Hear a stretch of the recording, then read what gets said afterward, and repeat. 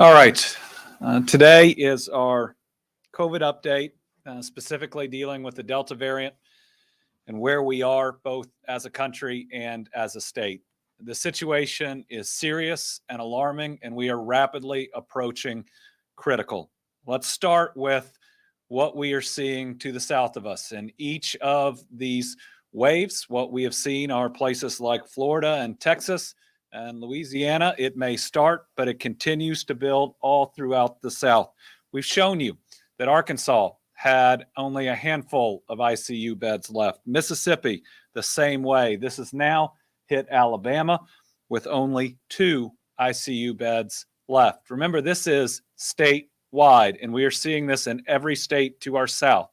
Folks, when the ICU fills up because of COVID, primarily with unvaccinated individuals, it means there is not a bed when someone is in that car accident, has a heart attack, has a stroke.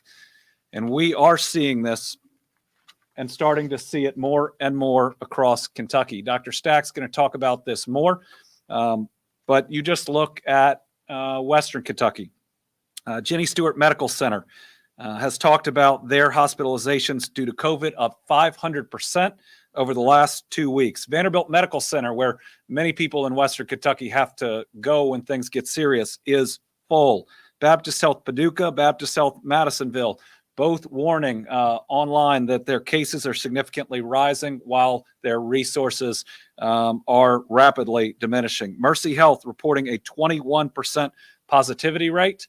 And if we needed to push people over to Bowling Green Medical Center, full ICU, 47 patients hospitalized for COVID-19, 11 on ventilators. That is just one region of our state and shows how concerning this is. This isn't just hitting adults. The U.S. has now reported a record COVID hospitalization number of children. If we could pull that up. What we are seeing is more than 1,900 kids in the United States currently in the hospital for COVID, far more than we had ever expected, more than we have ever seen, and this number continues to grow. Folks, what that means is with the Delta variant, your kids are at a greater risk than they have been. And we continue to see challenges in school systems, especially those school systems that have not required masks or that have gone back and forth. This just hit the Courier Journal. Southern Indiana, 750 students in quarantine. Just haven't been back, I think a week, maybe a little bit more. This is a district that has changed their approach over time, but it's clear. It is clear that unvaccinated, unmasked children are going to end up in quarantine and not be in school, or worse, they end up with COVID, or worse, they end up hospitalized. Just look at what we are seeing in Mississippi. Mississippi has now lost 5 children due to COVID. Our school system, do the right thing. Make sure those kids and all the adults are masked, keep them safe, lessen the quarantines, keep them in school.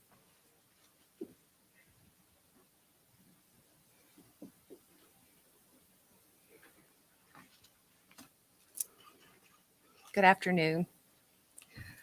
From the early days of this pandemic and beyond, we've known masks are one of our greatest weapons against this virus and one of our very best tools to protect ourselves and each other. As our students are heading back into the school rooms, cases are surging, especially among our children, because of the Delta variant. Wearing masks and protecting our kids has never been more important. Following guidance from the CDC and support from leaders in healthcare, business, and education, last week, Andy issued an executive order to mandate face coverings in all of Kentucky's K-12 schools. We know this is the right step to protect students and educators alike and to ensure our kids stay in school. Of course, requiring face masks means we must also ensure our kids have access. That's why the Lieutenant Governor and I started Coverings for Kids last August. As our kids returned to the 2020-2021 school year, we wanted to make sure that all of our children were protected. We encourage donations and to date have received more than 1.8 million masks for our children. One of our greatest donors to the Coverings for Kids initiative was the Ford Motor Company, which donated 1.5 million masks. Ford is an incredible employer and partner here in the Commonwealth, and also supplied 2 million masks to the state's PPE stockpile last September as part of Project Apollo, their ambitious program that brings together top engineers and members of the United Auto Workers with the goal to produce 100 million masks throughout this year. They've made great progress on that goal right here in the Commonwealth. Today, I'm delighted to announce that Ford Motor Company has answered the call once again by donating 1 million more masks for our children. As students head into this new school year, which will undoubtedly be a challenge while we battle the Delta variant, I cannot overstate how important this donation is. Until every child can get vaccinated, masks are our greatest weapon against this virus, a vital tool to keep students and teachers safe and healthy. Ford's donation is helping ensure we can meet our top priorities in battling this pandemic, to keep Kentuckians safe and healthy, to keep our kids in the classroom, and to protect our surging economy. Thanks to Ford Motor Company for this generous donation and for prioritizing our kids. Thanks to you and our other incredible partners, we can defeat this virus once and for all. Just on a personal note, I beg you, parents, please mask your children. You do not want to have that conversation with a child who is sick when they are afraid and they ask if they're going to be okay. Do not want to have that conversation. Please mask your children, get them vaccinated. Thank you.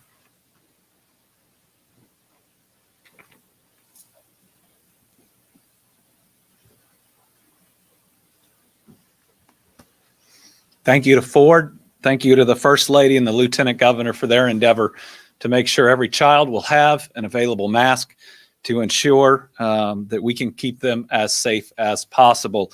And that need is great. If we look at our stair-stepper chart, the Delta variant continues to burn through our population here in Kentucky with the most severe escalation, meaning the most rapid rise in cases that we have seen to date. Folks, we've lost 7,400 people. So me now saying we are experiencing right now the most rapid rise in cases ought to alarm everybody and get everybody on the same team to do the right thing. Certainly, we are facing, for the unvaccinated, the most dangerous situation to date, and a situation that is getting more dangerous for the vaccinated. Just look at the cases week by week as we look at this escalation. Again, we don't want to see these lines going straight up. That is exponential growth, and every time the line gets steeper, it grows more concerning. This Delta variant, it's no joke. It is out to get, to harm, and ultimately to kill as many people as it can. We need folks to do the right thing to protect themselves and do their patriotic duty to help us beat this virus. That starts with getting vaccinated. That continues with wearing a mask in the situations that you need to. Let's look at our positivity rate. If I'm right, this is the third highest week, this last week, that we've had since the beginning of the pandemic in our positivity rate. And again, look at the rate of increase. That looks pretty exponential. And it's going to be hard for it to continue like that because it is already so high. But this is in that most dangerous zone that we talked about earlier in this pandemic. Let's look at our COVID inpatient census. This and the next two charts are even more concerning than what we have shown. What you see is exponential growth in the number of Kentuckians in the hospital with COVID, meaning really, really sick. Hospitalizations have been doubling every 2 weeks, something we've never seen before.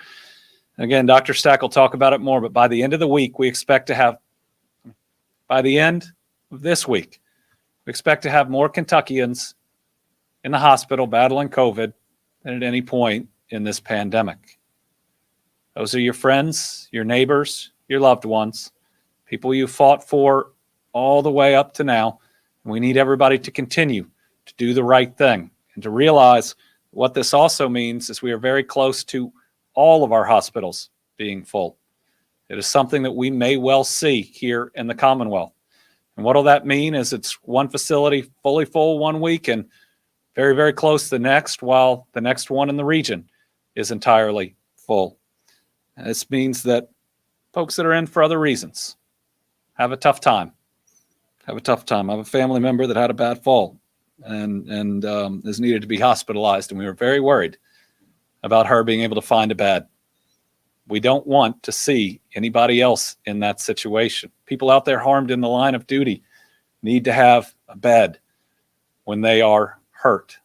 If you want to preserve that, if you want to support the people around you, if you want to support those that go out and do dangerous jobs, get your vaccine and wear your mask so that they have the help they need if they're hospitalized. Let's look at folks in the ICU. So the intensive care unit is called that because people are in really, really rough shape. When you enter the ICU, you know it's gone to an additional level. And let's not kid ourselves. We have people hospitalized right now that probably need to be in the ICU, but because of the number of beds in the crush, aren't in there.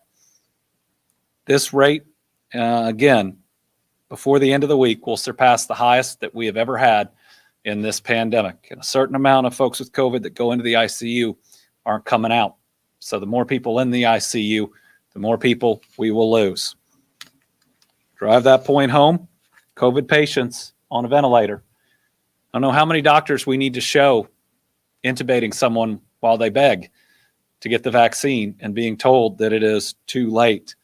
This line is made up of people, made up of a crush of people coming in to the hospital, being sent to the ICU, and then being put on a ventilator. And we see all the stories about them wishing they could get the vaccine. They're not stories, they're real. And then begging their family members that hadn't to get the vaccine from their bedside, again, not knowing if they are going to make it out. So again, we are asking everybody, get this vaccine. And we are seeing an uptick in vaccinations. We crossed over the weekend and coming into this week over 2.4 million Kentuckians being vaccinated. Now 2,425,305. And as always, we look at it both demographically and regionally. Demographically, we're excited to report our total population 18 and up has increased 1 point to 66%, meaning 66% of adults, that's 18 and up. Remember, you can get a vaccine 12 and up, have now gotten at least their first dose. 65 years and up, we're still at 64%. We've been stuck there. This does mean 16% of those that are the most vulnerable against the most dangerous, deadly variant we've ever seen are still at risk. So if you are over 65 and you haven't gotten your shot yet, please get it. If you know of anyone over 65 that hadn't gotten their vaccine yet, please have that uncomfortable conversation. That's where we are. At this point, folks aren't going to believe me. They're not going to believe somebody else in government. They might not believe their doctor. But you, their family member or their friend, saying that you love them and that you care about them and that you're willing to even lose that friendship and that relationship if it means having that hard conversation to get them vaccinated. Folks, I need you to do it, and they need you to do it, even if they don't know it quite yet. 50 to 64, now up to 69%. That is up 1 point. 40 to 49, also up a point. And then 30 to 39, up 2 percentage points. This one moved from red to yellow. Now with the Delta variant, it's probably not yellow anymore. We need a lot more than 51%, but we are seeing movement in 30 to 39-year-olds, which is good because 30 to 39-year-olds are dying at a higher rate than we've ever seen in this pandemic. 2 over the last 4 days in their 30s. I think I talked about them in yesterday's video. I think over the last 3 days, not including today, we lost 25 Kentuckians. 11 of them were under 55 years old. This is making younger people very sick. 18 to 29, we haven't seen a lot of movement, and we really, really do need to see that movement. 12 to 17, again, we're looking at the new census information that's come out so that we can get a denominator and have a percentage here. Folks, it's under 40 is my belief.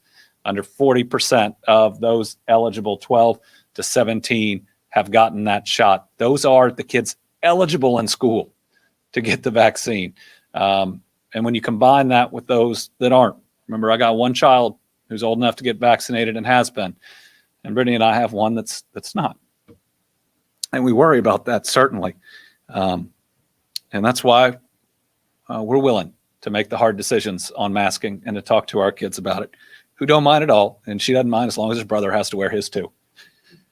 Let's look at geographic. Counties above 50% vaccinated hadn't changed. And we need that too. Remember, the blue counties in here are the only counties in the state where it's more likely than not that the person you're interacting with is vaccinated.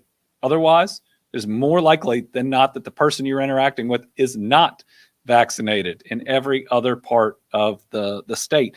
And you even look at counties like Woodford County and Franklin County where they're reaching 70% of everybody vaccinated. And you're still seeing a push on hospitals because the Delta variant is so serious that even that 30% is a lot of people that it can harm. And as we'll talk about, we're seeing more breakthrough cases, and we believe that we will continue to. Counties that have moved over the 40% threshold. Again, this isn't anywhere close to enough, but Livingston and Morgan, thank you for your work. Please continue to push. And so in this one, with the Delta variant, if you are not in the blue, that means more than 6 out of 10 folks that you're going to come in contact with haven't been vaccinated at the deadliest time during this pandemic.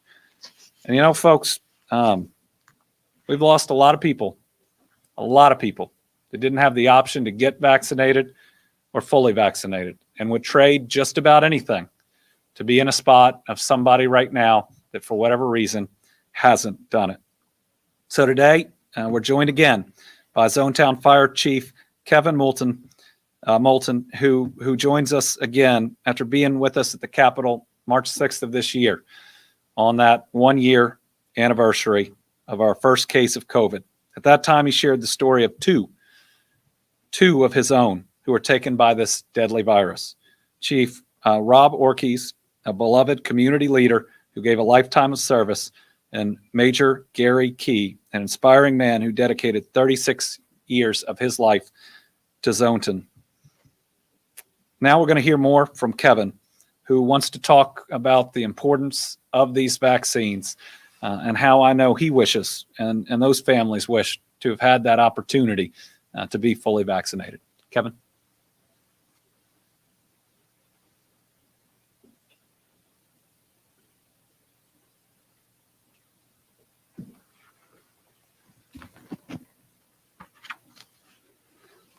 Good afternoon. As the governor said, my name is Kevin Moulton with Zonetown Fire.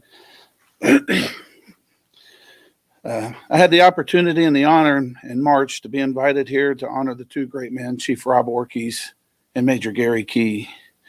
The reason we honored them was because they were two great fathers, husbands, grandfathers, friends, bosses, mentors, and heroes that lost their lives too early to COVID-19. If you ever had the honor to meet these men and hear their stories that they had to tell or work beside them in the many roles that they played, you were lucky. Governor, again, thank you for allowing me to speak about these two great men. I'm glad to be the voice of these men when I say, please get vaccinated. I know that they were waiting to be vaccinated, waiting for the vaccine, and waited to be fully vaccinated. But unfortunately, the vaccine was just a few months too late. If vaccinated, life could be different. Wives would have husbands, kids would have fathers, grandkids would have grandfathers, and the fire department family would still have mentors and leaders. Looking at our medical runs that we have made in the last month, they have dramatically increased because of the new Delta variant and the illness that the variant is bringing with it. As many have said, this variant is affecting our little ones and the younger people more than the earlier COVID-19 strain.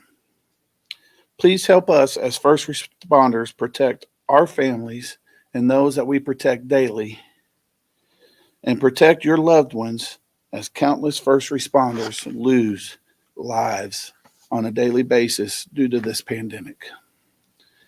We need your help now. Please get vaccinated. Thank you for your time.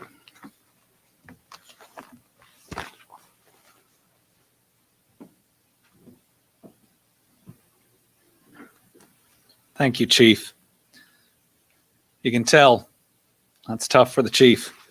He's a big, tough guy to talk about. But he's doing it because he doesn't want others to have to go through what those two families have and what he and his brothers and sisters have gone through. Please, everybody, it's not a game, and it's too late. It's too late often to get somebody vaccinated. Those that you love, I really need you to reach out to and try to encourage them. Try to be patient. But at the same time, I hope you can be firm about how much you care about them and about how strongly you feel on them getting vaccinated. We're going to hear from, via video, a couple of others who are encouraging the same. The first is from Lake Cumberland Regional Hospital. This is their top medical staff, those that have been taking care of this region forever, those that are trusted in so many different ways. And they're giving voice to what we all need to hear, and that's that the vaccines are safe and effective. We've done so much already to protect ourselves and each other from COVID-19. Every vaccination brings us closer to a future free of COVID-19. The good news is that the FDA-authorized COVID-19 vaccines are highly effective at preventing infection. The vaccine does not contain the live COVID-19 virus, and it is not possible to contract COVID-19 from being vaccinated. Vaccines have undergone extensive and rigorous testing prior to FDA authorization. Vaccine side effects are mostly mild but may include pain or soreness at the injection site, fatigue, and headache. Your health means everything. Get vaccinated today. I'm Dr. Tanya Shea. I'm Dr. Joe Weigel. I'm Christy Purcell. Dr. Barry Dixon. Courtney Troxel. I'm Dr. Patrick Jenkins. I am. And I am. And I am A vaccine hero.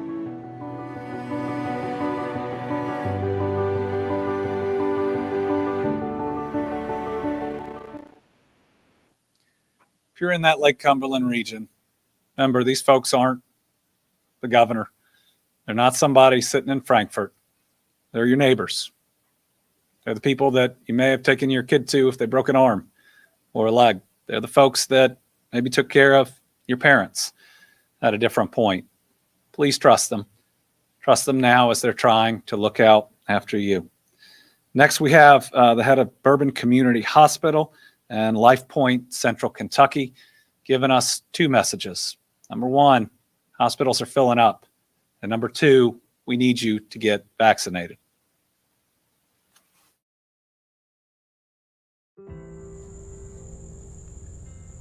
Hello, my name is William Haug, the CEO of Georgetown Community Hospital here in Georgetown, Kentucky. I'm also the market president for Life Point, Central Kentucky, which is comprised of Bluegrass Community Hospital, Bourbon Community Hospital, Clark Regional Medical Center, and Georgetown Community Hospital. Our community hospitals play a vital role in the health and well-being of our local communities. Today, I want to share what we are experiencing in our hospitals and encourage all of you to please get vaccinated. We are seeing an increase in COVID-19 patients across our hospitals as the Delta variant continues to spread. We are taking additional safety precautions at our facilities, including strict masking rules, social distancing, and limits on visitors. We take these precautions to keep our staff and patients safe. We need to band together to protect our friends, families, and neighbors. And one of the best things that you can do to combat COVID-19 is to get vaccinated. We know these vaccines work. We know they are safe. And we know that a majority of the people coming through our doors with COVID-19 are not vaccinated. I encourage you to be brave, trust the science, and help our community. I want to thank our staff for the sacrifices that they are making every day to care for our patients, our communities, and our neighbors. Let's all band together in this fight. Please get vaccinated today. Thank you.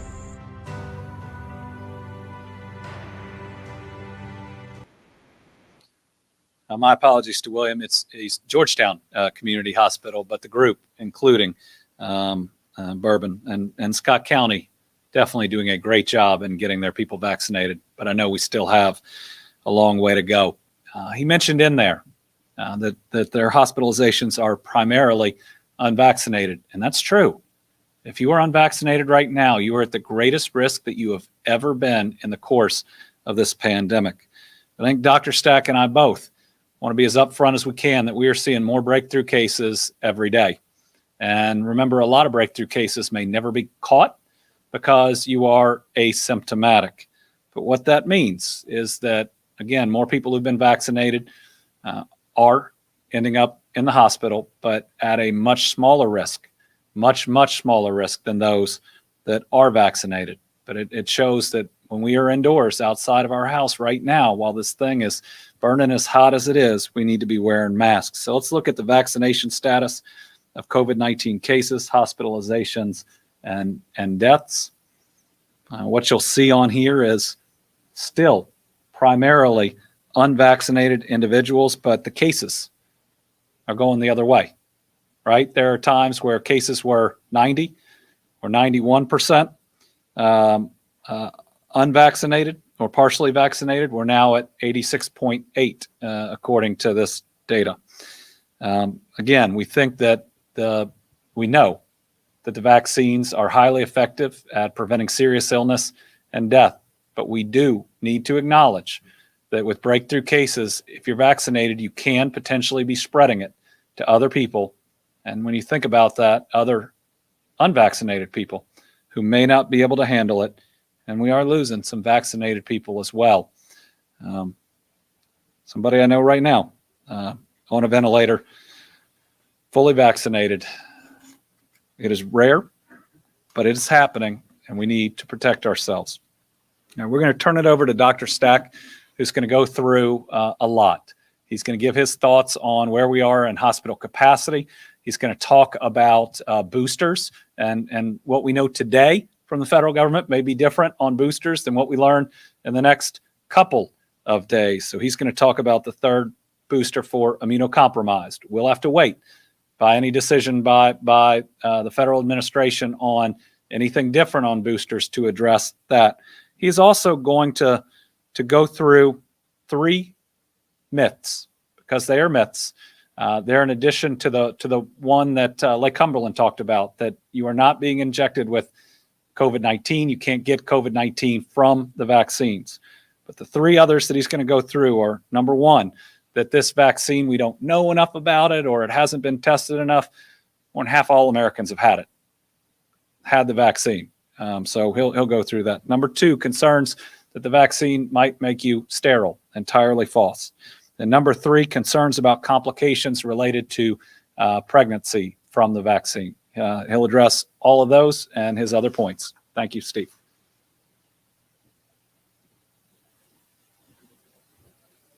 Thank you, Governor. Good morning, everyone. It's still morning. Good afternoon. Jim, could you put up the ICU slide, please? Just one. I'm going to just use this one slide to talk about healthcare capacity. We have tried all along, I think, to be calm, be reassuring, to give people actionable information so that we can all get through this to better. And I think we both continue to want to do that. We've tried to be very candid and honest, though, too, so that you've had the information to make an informed decision. So I'm going to tell you right now, the healthcare capacity is going to get really difficult here in the weeks ahead. What's happening in the states to the south of us, they don't have any beds. And so our hospitals are starting to get calls asking to transfer ICU level care patients from other states like Alabama and Mississippi, I think, are the ones that I was told about.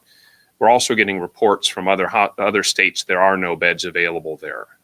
This is trickling over into our state, where we're now having the beginnings of critical access hospitals in your smaller rural communities and instances having to call numerous hospitals, bigger places in Kentucky, to try to find a staffed bed to send a patient to.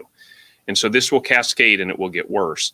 Hospitals around the state are already beginning on an institution-specific basis to postpone or cancel surgeries or procedures that would require admission to the hospital after them. So things that are not emergent or urgent. Now, remember, that doesn't mean they're not important. Having a tumor removed from your colon is very important, but it doesn't have to happen tomorrow. So getting things delayed doesn't mean that important care isn't getting delayed. It is important care, but it's getting pushed off because there's not sufficient staff to provide those services and to have that person occupy a bed for a period of a day or multiple days after their surgery or procedure. So what this means is non-COVID patients are going to start being impacted. So a few things. First of all, if you go to an emergency department in Kentucky, you're going to have to be patient and you're going to have to be nice to the staff there because they're all under a lot of strain and a lot of stress. And a lot of them are particularly distressed that the hospitals that are now full and strained are strained because people haven't gotten vaccinated and haven't taken a simple step to protect themselves. And now they're going to occupy beds for numerous days that other people who have other non-COVID needs can't have access to. And so it places them in a very frustrating position where they feel other people are getting hurt because of the inaction of folks who have chosen not to get vaccinated. So please be patient with those folks. They're there to help you and they will treat you all with professionalism, but you've got to treat them with care and respect. This ICU slide, the reason I showed this, one, all three of them look bad, inpatient ICU and ventilator data. It is a vertical climb. There's no sign it is abating.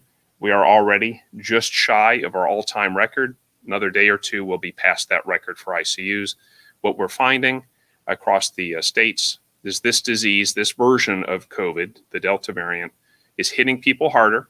They are getting sicker and they are younger. And so what's happening is they're filling up ICUs in a higher proportion relative to the total number of people going into hospitals. And so this means that it will place a really serious strain on ICU capacity sooner even than the regular hospital beds. And we could find ourselves in trouble real fast where people don't have access to ICU level care when they need it. So folks, this is all preventable. None of this needed to happen. We've got to have people get vaccinated. Those who are spreading false and dangerous information are killing people. I don't know how to say it any more directly. People who are going out there and saying false and demonstrably inaccurate information about the utility and value of masks, about the safety and importance of vaccinations to prevent this disease are killing people. It's tragic. It's preventable. And folks, I would just encourage you to think real long and hard about where you get your quality medical information from to keep you safe, because now literally lives are depending on it more than ever before. If we could show, I'm going to do 3 vaccine slides here real quick. Jim, show the one the governor used, that table. I just want to talk the efficacy table. I just want to do one other little detail about this. So in the efficacy table, vaccine efficacy, yes, thanks. The governor accurately pointed out that the number of breakthrough cases or the proportion is increasing, and that we know that is happening. We're seeing that trend. What we're seeing for the hospitalizations or the deaths, where there's been not much, but just a little bit of erosion there, the people we're seeing who are those breakthrough ones who get sick in the hospital are the ones the CDC just approved a 3rd dose for. They're the ones whose immune systems may never have responded adequately to the initial doses. And we're going to address that. I'm going to talk about that very specifically. So what we continue to say is that these vaccines are incredibly effective in preventing or minimizing the risk of death and serious illness. And they still work fantastically for that. You can look on Facebook and find hospitals around the country who show little dot graphs and show what proportion of their people in the hospital, the ICU or ventilator, are vaccinated or unvaccinated. It is overwhelmingly unvaccinated persons, and they are skewing younger. And alarmingly, small numbers don't really make a big headline, but 17 pediatric patients in the hospital in Kentucky with COVID is an all-time high. It was 12 at its prior record in December. So 17 pediatric people in the hospital is a big deal because remember, even though some hospitals admit lower acuity children under 18, children or adolescents to the hospital, the only two facilities the Commonwealth of Kentucky has to take care of serious or critically injured or ill children and adolescents are Norton Children's and University of Kentucky. When those places are full and there's no room in the inn, there's nowhere else to send them. And the other hospitals are way less prepared to be able to take care for an extended period of time a sick child or adolescent. So we've got to have capacity at these facilities. And folks, with schools all going back, and for folks who think this is all not a big deal about wearing masks, you're wrong. You need to wear those masks because that's how we can prevent this disease from running like wildfire through all these communities. And if your children and you are eligible for vaccination, that's how we keep people safe. So we've got to do that. So let me talk now real quick on the third dose, and then I'll come to the myths, and then I'll be finished. So if you can put up the first to the third dose slides, please. So the CDC and the FDA last week changed their recommendations for folks who are immunocompromised. There's a list on the next slide in a minute when I show it that shows an illustrative list of who may be in this. In the Commonwealth of Kentucky, I have determined with our department that the Kentucky Department for Public Health will deem every resident of a long-term care facility to be eligible under this criteria. We had, for the vast majority of our journey in 2020 and early 2021, 2/3 of all of our deaths occurred in long-term care facilities, 2/3. And now it's gotten less than that now as the deaths have gone to other populations and the vaccinations have protected so many of these folks.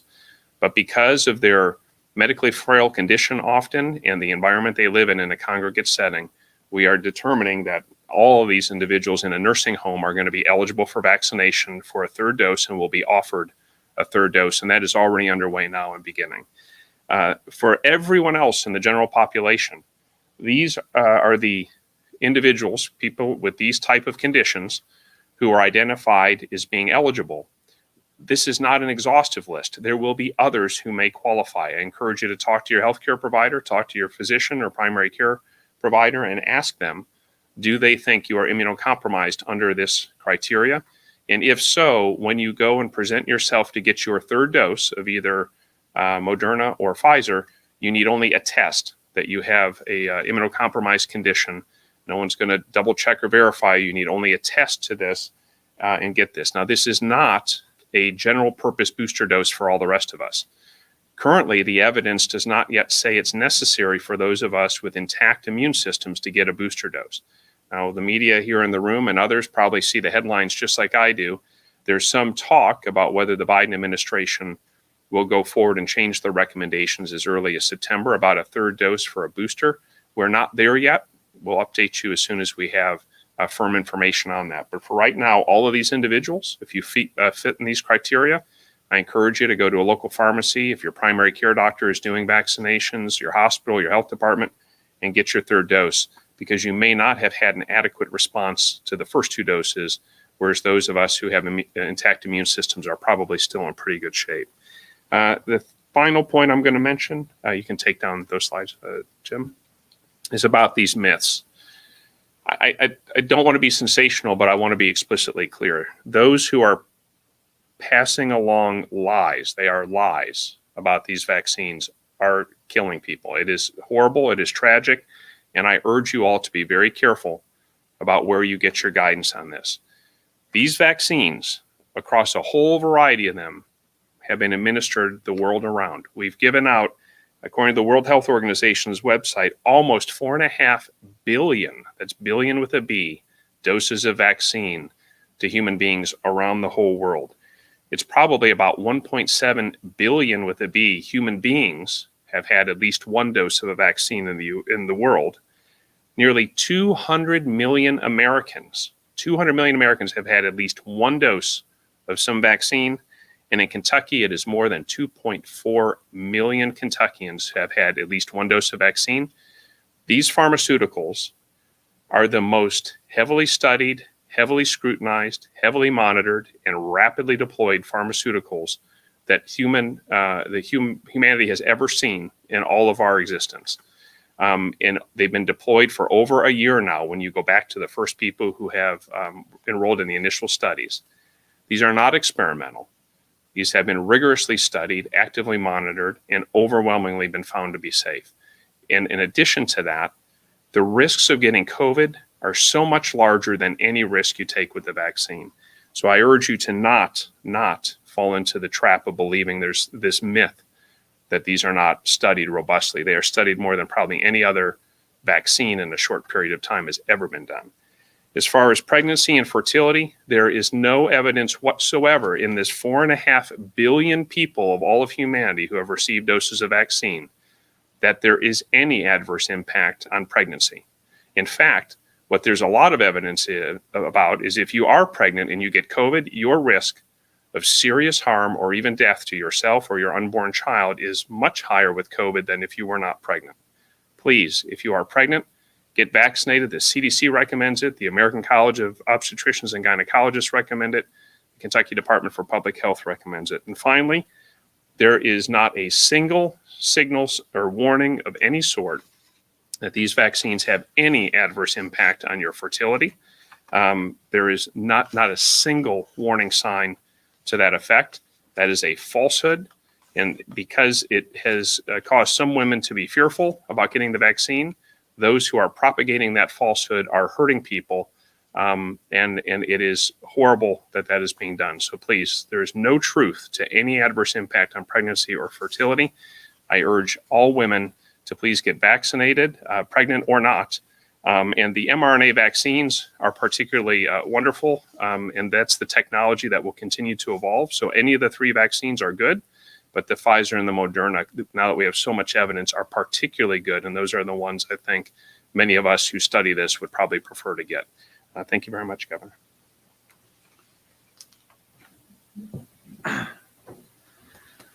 All right, so a lot of information today. We'll open it up to questions. We have people here. We have folks that are on the line. We'll try to get through everybody. We'll start with Victor. At the start of the pandemic, there were field hospitals. There we go. That were put in place. Has there been any consideration to putting those back in place? I'm sorry, ask the restrictions? No, the field hospitals. Oh, the field hospitals. Right now, we believe that there are 2 reasons why we're not looking at field hospitals. Number one is that each of our hospital systems out there have a surge plan. That's why when you saw St. Clair saying that their COVID unit was full, they were switching an OR room to a new COVID unit. So they've all worked through plans now on how they can surge up. But here's the more sobering issue. We don't have enough healthcare providers to necessarily support a field hospital because it's not the number of beds that are limiting, it's who staffs them. It's having enough nurses and doctors right now working all of their shifts. We run out of capacity of someone to see you before we run out of the bed itself. And that's why we're working to try to have a more accurate estimate of any time. If we say ICU beds, if you don't have enough staff, the extra bed doesn't matter. So we're trying to get a staffed bed number as we move forward. So we still have just about everything physically we need to set up the field hospital. It is stored at our Department of Public Health warehouse. We could get it up in a short period of time, but we'd have to make sure we can staff it. What we are looking into is how we can try to provide and amplify staffing for areas that need it badly. When they've run out of staffed beds, what can we do? Even if that's coming in and taking over some of the food service and other help, what can we do to help increase people's capacity? Austin? Yeah, specifically looking at schools, and do you see them needing to report to really address potential problems down the road before cases of quarantine? So every school system is reporting cases and quarantines to their local health department, and the vast majority have a page up on their website or others. Every school system needs to be very transparent with parents and in their communication, and we feel that as parents. We are still considering whether or not we need to revive that state website that tracks again, while we know that I had concerns about decisions that were made on universal masking, I do believe that school systems have responded admirably in their disclosure and how they address an outbreak once it occurs. And so we learn where some of the holes are as we go. But we're still considering whether or not that will be needed. I want to make sure that it's not that the importance of the reporting and the transparency outweighs the extra burden that might be there. Karen? Thank you, Governor. And/or Dr. Stack. Are underlying health still playing a major factor, or at this point, is this variant so aggressive that that's not as much of an issue anymore?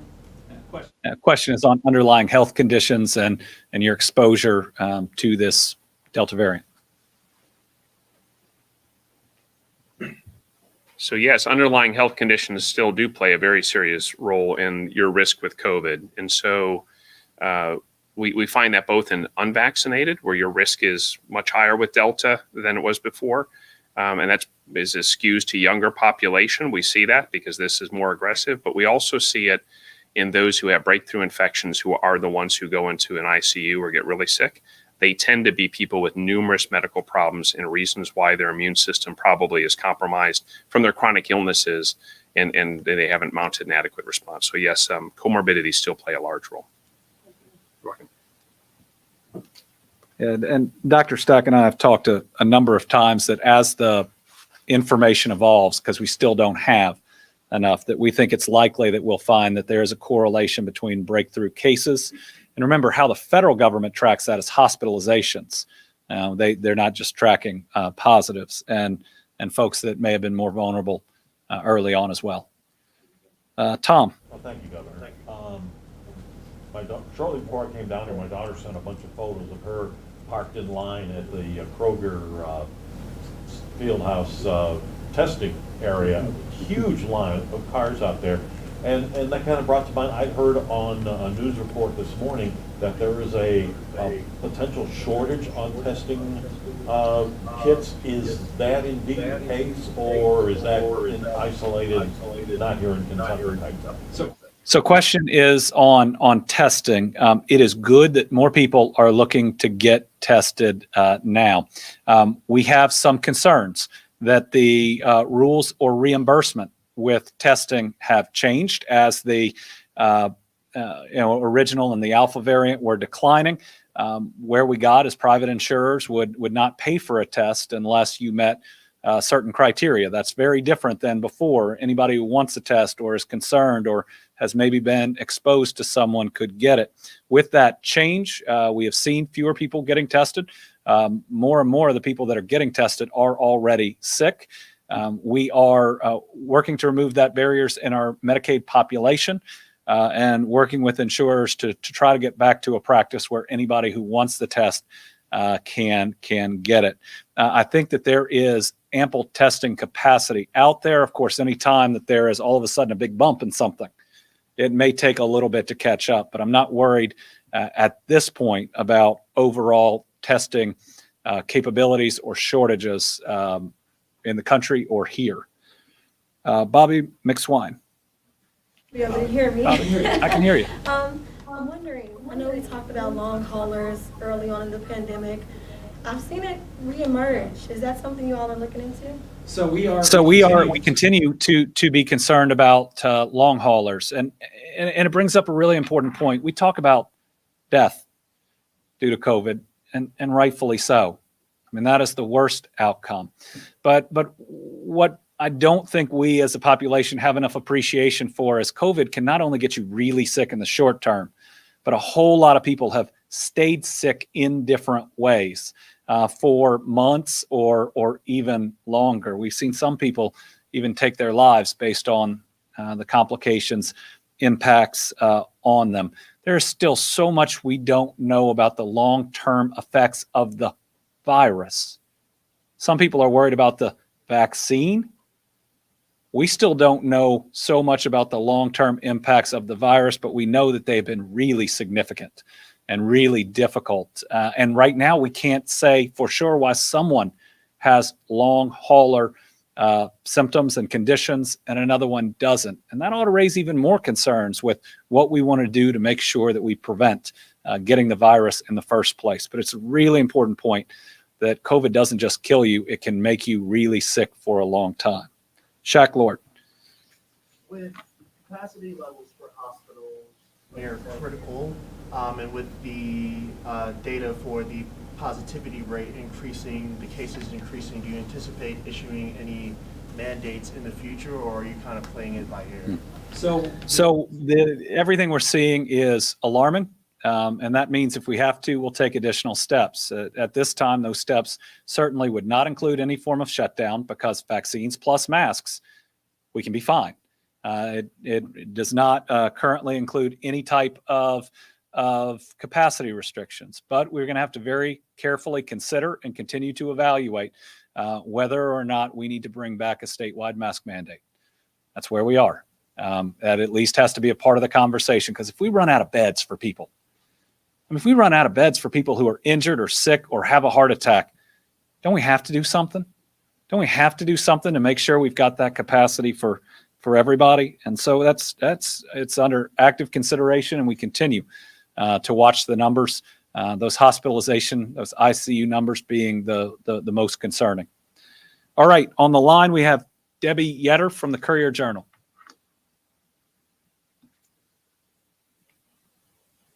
Hi, Governor. Kentucky's got, I think, about 100 care hospitals in the state.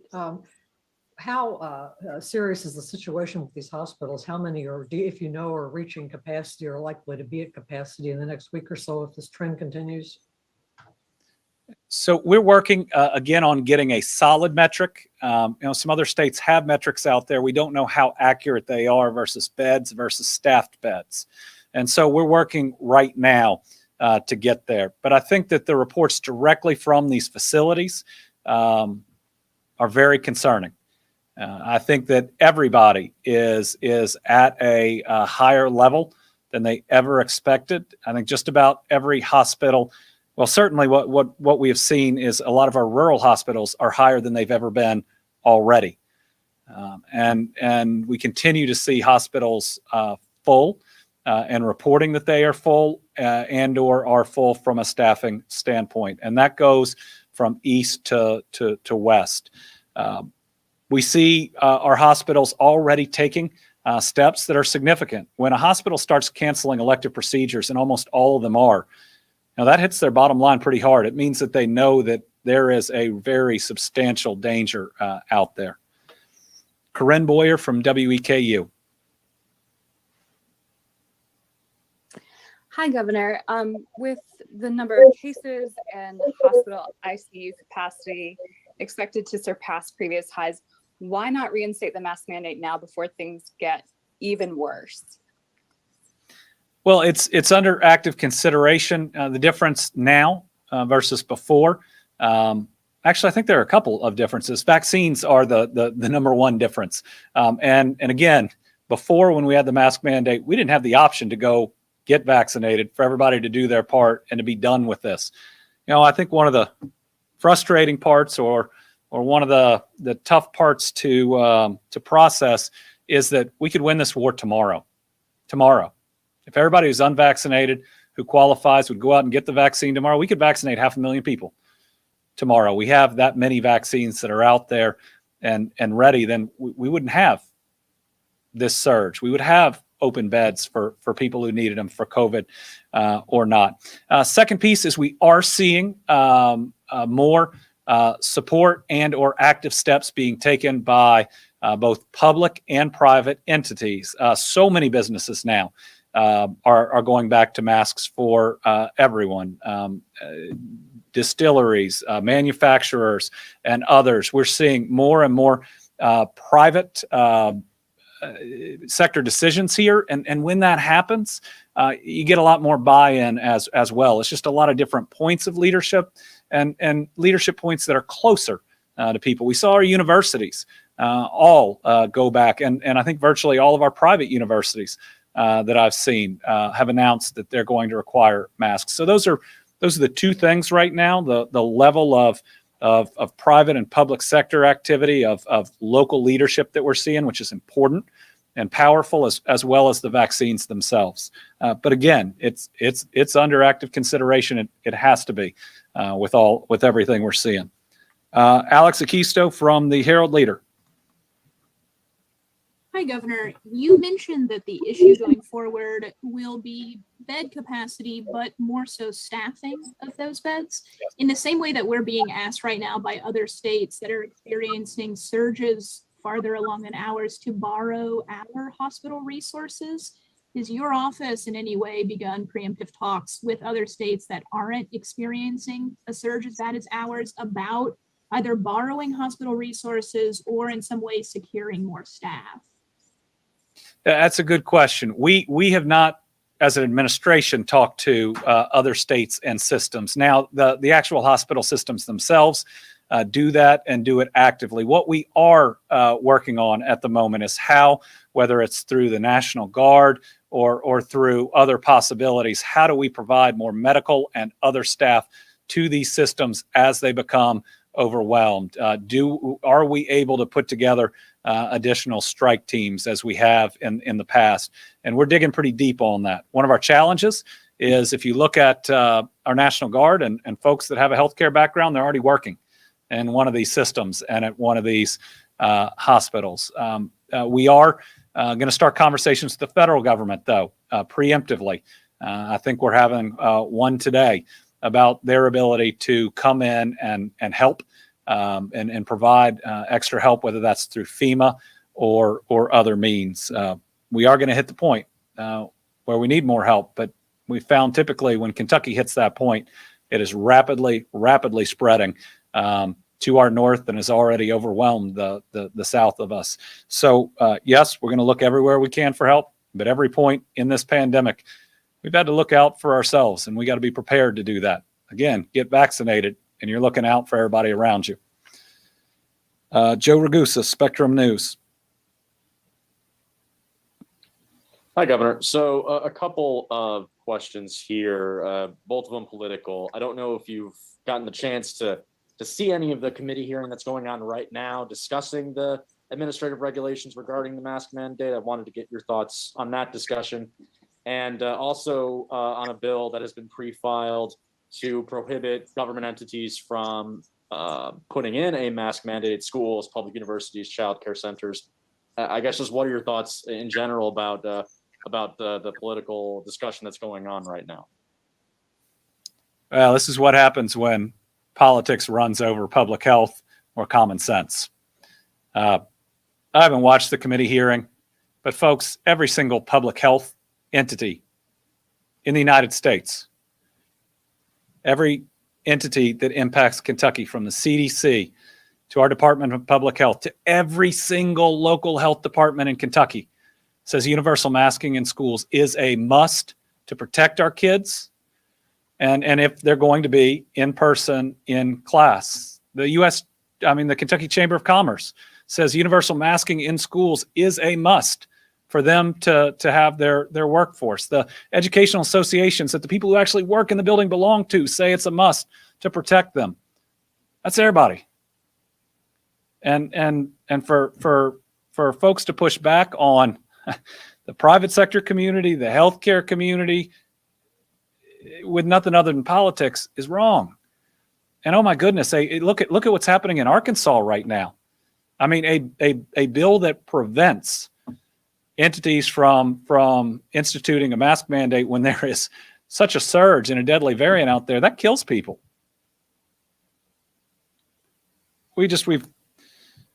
Some have lost how we have always viewed our liberties as Americans. We have always believed, and it's always been the law, that you have a freedom of speech, but you can't run into a crowded movie theater and yell fire. Your individual liberty ends when it harms other people. Your individual liberty to swing your fist ends when it impacts somebody else's face. That's called assault. And an individual liberty does not exist to actively spread a deadly virus that can harm and kill other people when we know some very small and basic things to stop it. I think about it in terms of sacrifice that people have done for this country. My grandfather going overseas to fight in World War II to save people. And we're asking people out there to put some cloth over their face to protect their fellow human being. I think about it in terms of my faith, where my Savior was crucified to serve all of us. And we're asking people to simply put a piece of cloth over their face to serve their neighbors. We know what the right thing is. We just got to be strong enough to continue to do the right thing. Melissa Patrick, Kentucky Health News. Hi, Governor. My question may be for Dr. Stack, and it goes back to the committee meeting. There was a physician that said masks don't work, and another one that's speaker basically said, if masks work, why have they not worked? And so I guess I would like to just have some discussion about, why do masks work? How do they work? Why do they work? Why is this true or not true? I'm gonna turn it over to Dr. Stack, but it's really important, I believe, in our reporting to have the facts out there, and that is that masks work. American Academy of Pediatrics says masks work and we ought to wear them. The CDC says masks work and we need to wear them. The Lake Cumberland doctors are pleading with their community to wear masks, saying masks work and we need to wear them. But we have two different case studies, both of which have already proven it. Number one, it worked when we brought students back in the last school year. We've already seen it. And number two, compare a school that started with universal masking, and yeah, there are going to be some quarantines, but they are relatively small, versus ones that haven't, which are hundreds upon hundreds, some going over 1,000. I mean, it's right there in front of us. It's happened in some of the districts of the people that even challenge it. So we got to separate those that are going to challenge direct truth and facts simply because they wish the reality was different. Dr. Stack. Thank you. I think I'm grateful for the opportunity to address this, but in my directness, I wonder at times that masks work. There's countless different types of evidence that they work. Last year in the school year, we functionally eliminated influenza across the United States of America. That we had almost no confirmed influenza cases and the deaths plummeted. And we have that data, and I can pull that up for Thursday, how our influenza data plummeted last year. There was virtually no RSV, virtually no common colds, all right? My kid went back to school, and now kids are coming home with colds. RSV is surging across the United States in kids in August. It doesn't do that normally. It does it in the fall and in the winter. It's starting earlier. We shut all of that down because, yes, masks work. The reason they may not work quite as well for COVID is because COVID is even more transmissible. It's more contagious than some of those other infections. But do they work for COVID? Yes, they do. And the CDC and its morbidity, mortality weekly reports and many others have published real-world scenarios and analysis and examples where people wore masks and people didn't wear masks in similar settings and showed that where masks were worn, it reduced transmission and spread of the disease. What I want to urge folks is what we want to believe and what is real are not the same things. And because people who are, and this is not just about politicians, this is just people in general, are in positions of responsibility in peddling lies and falsehoods that we want to believe that aren't true, there are going to be people across the country who die, who have nothing to do with COVID, because all the COVID people they don't believe in are in the hospital filling up all the beds. So folks, there's these false equivalencies, folks have got to call that out. Don't be rude. Don't be mean. You still got to be patient and tolerant with folks. Don't be disrespectful.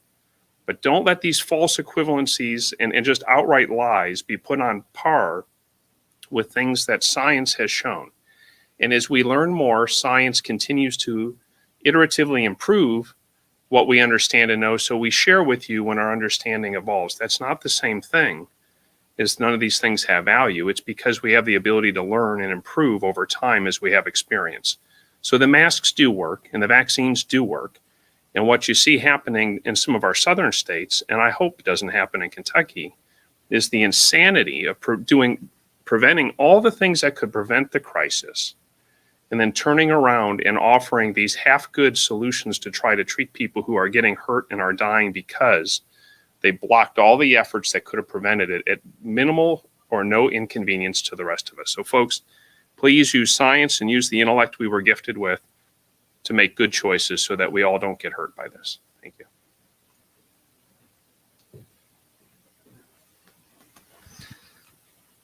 And I just close on that question with everybody who's working in a COVID wing wears a mask. There's a reason. They're in healthcare. They know it works. They've been wearing masks for a long time.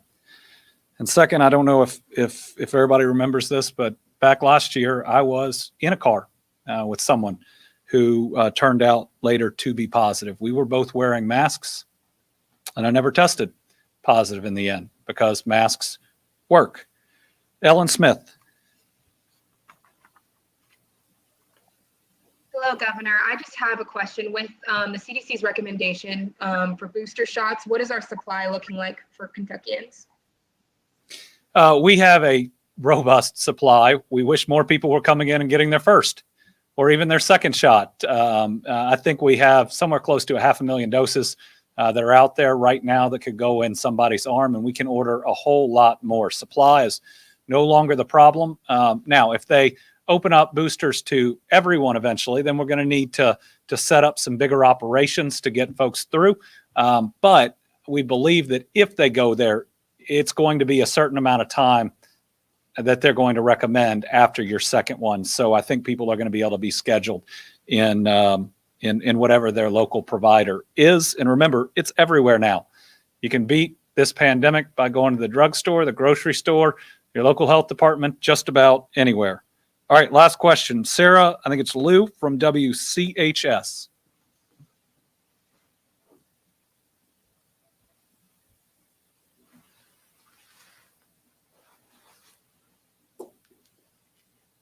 All right, we'll follow up to get that. Again, everybody, be safe, take care of one another, realize that we're in a tough place when your local hospital is filling up. Do what it takes to protect one another. Most importantly, get the vaccine. And just know that the vast majority of people out there are doing it right, are willing to do what it takes. We're going to get through this. We're going to get through it together. Thank you.